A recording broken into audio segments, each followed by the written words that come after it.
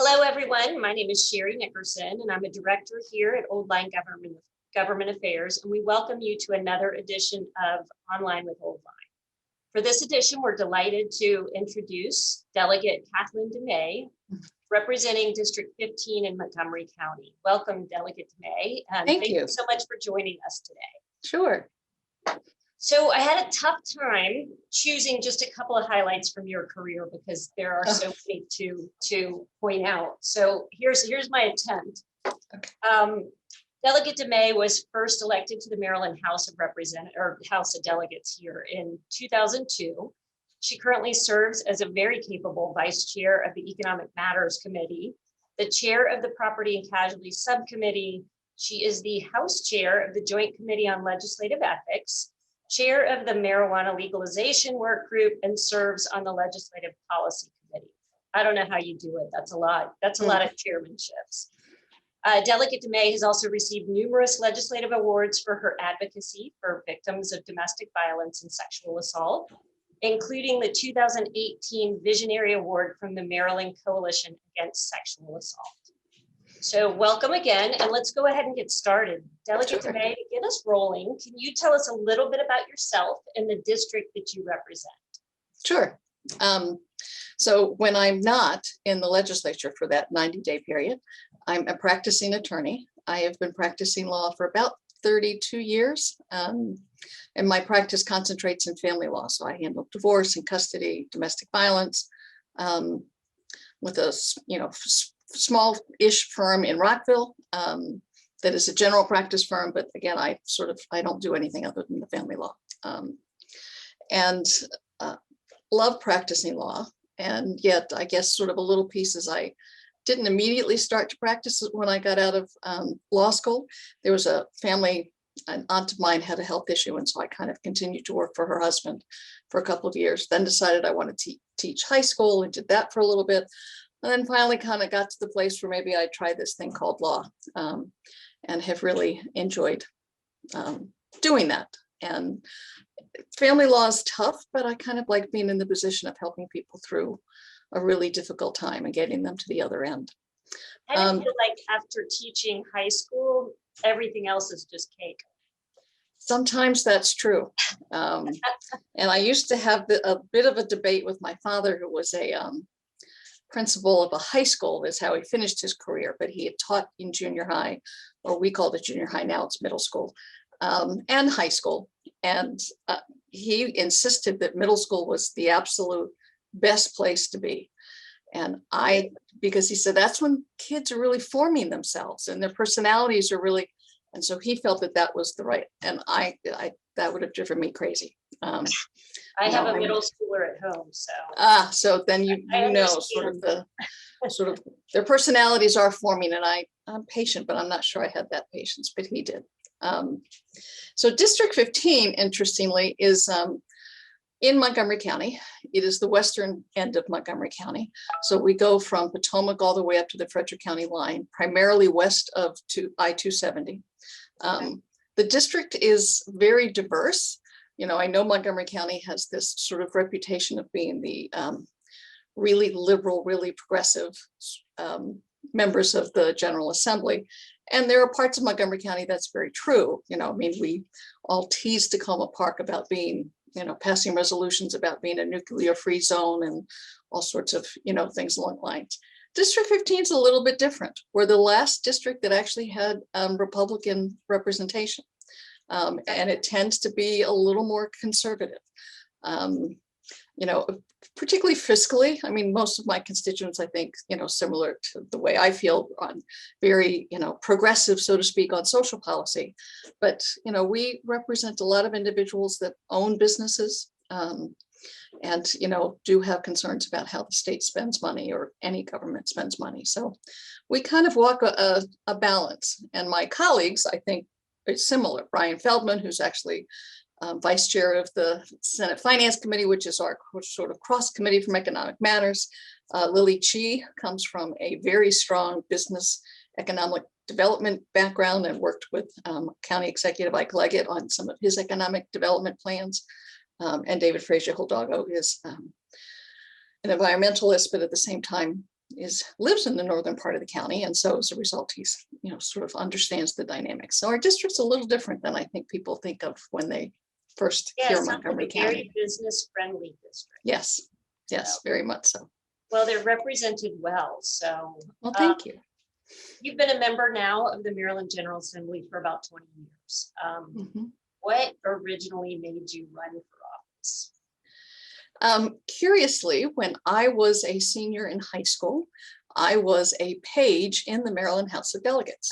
And that's where I got the bug that at some point in time, I wanted to be able to run for office if my career allowed. And, I just really felt state government was a place that what we do there and the legislation we pass really affects citizens' day-to-day lives.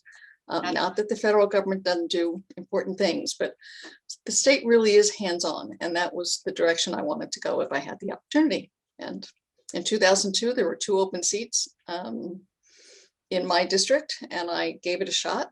Kind of figured really was assuming that I'd run and figure out how to run, and then have to run again. But was fortunate enough to have won my first election. So, and you've been there ever since. And I've been here ever since. Serving your constituents well. Thank you. So speaking of that, what do you feel has been your biggest accomplishment since you've been in office? I think there are 2 pieces, just looking at legislation, there are sort of 2 pieces of legislation that I'm particularly proud of. One in 2018 was passed, and actually Speaker Michael Bush was very helpful with it. And in fact, allowed it to be House Bill 1 that year. But it was a bill that provided for termination of parental rights of a rapist. It took us about 7 years to get the bill through. At that time, I was serving on the House Judiciary Committee, which is actually where I spent my first 16 years in the legislature. And it was a question of due process. And that's sort of what we kept pushing for.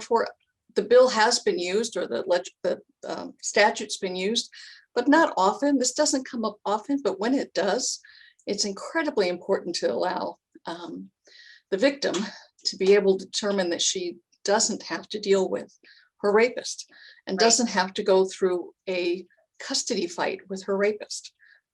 So there's a process in place. One of the reasons it took a while to get through is because we did put a lot of due process into the bill, so that it's not just like somebody loses their parental rights. There has to sort of be clear and convincing evidence that the rape occurred. So it's not just he said, she said. There really has to be strong evidence that that is the way that the conception occurred. So that was really sort of a momentous occasion to sort of get that through. We were one of the few states that didn't have that type of process in place.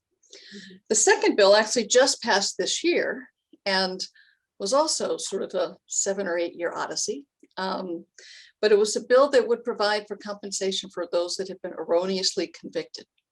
And we already had a statute that allowed it to happen.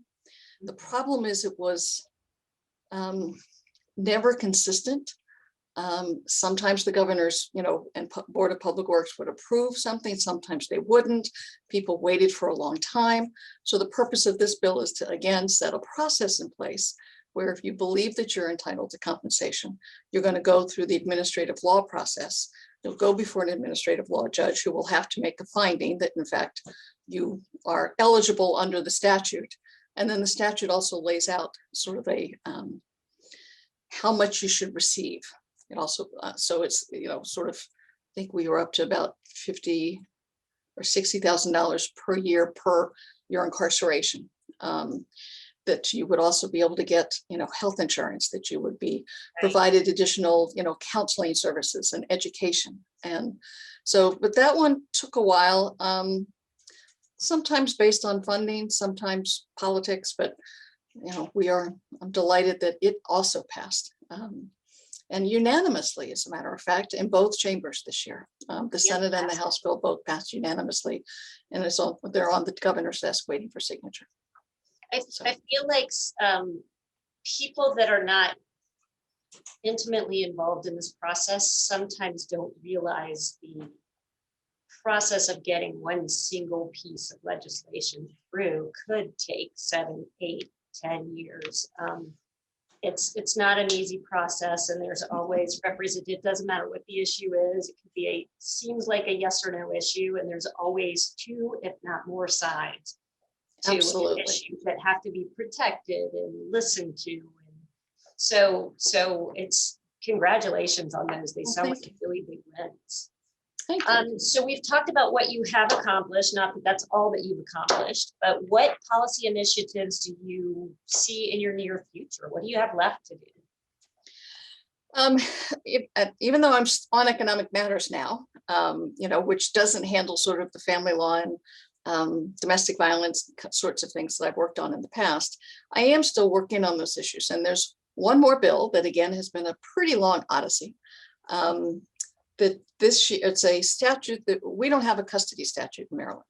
So the way you make the custody determinations, or a court does, is there's case law.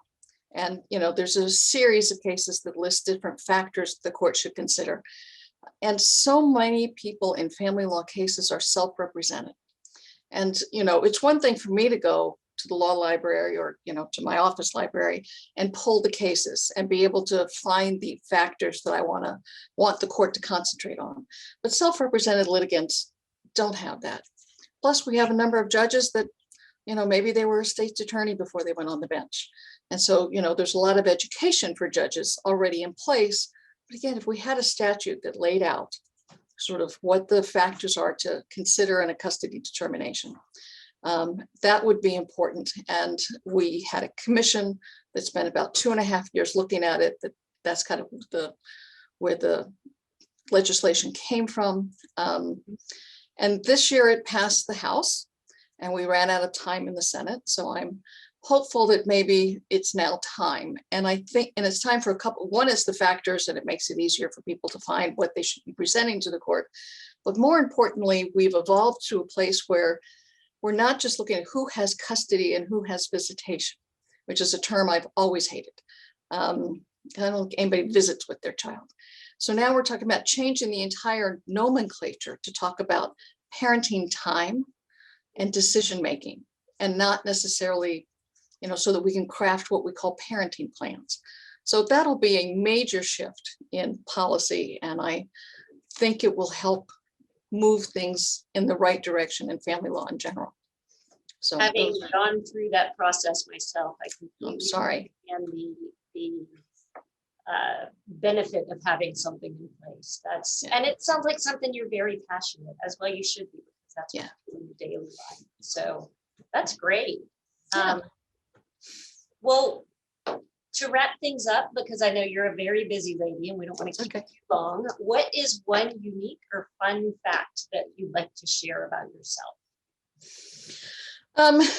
I think the sort of fun fact for me, I'm the oldest of 8. Oh. I'm fortunate enough that I have all of my siblings except one living in this area. I have 22 nieces and nephews. Wow. And I have 8 great nieces or nephews.